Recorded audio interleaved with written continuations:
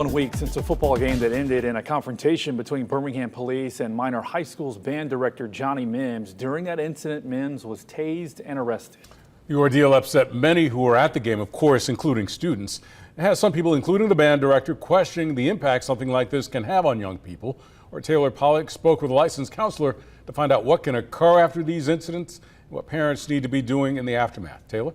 Yeah, Steve, Josh, you can hear in that body cam video released by Mims' attorney, students screaming, some of them being held back by others, visibly traumatized by what happened last Thursday night. Now, the licensed counselor that I spoke with says, while you'll never be able to completely shield a child from all violence, there are options when it comes to helping one cope.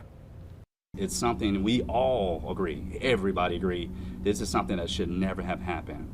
And so to know that those students seen that happen is traumatizing. It's difficult. Video showing a tense struggle between Birmingham Police and Minor High School band director Johnny Mims also shows children present who were visibly upset by what they saw. Research shows that children who are exposed to higher levels of violence often experience more anxiety, depression, and anger.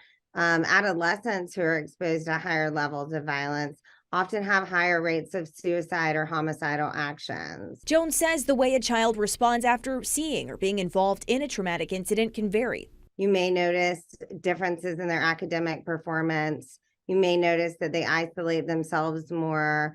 You may notice that they complain of headaches or stomach aches. And so being mindful and watching for how your child might be responding. She says anyone who has a major impact in a child's life can help them after they've been exposed to something like this. Encourage that child to talk about it, to express their emotions, and listen again and again if needed.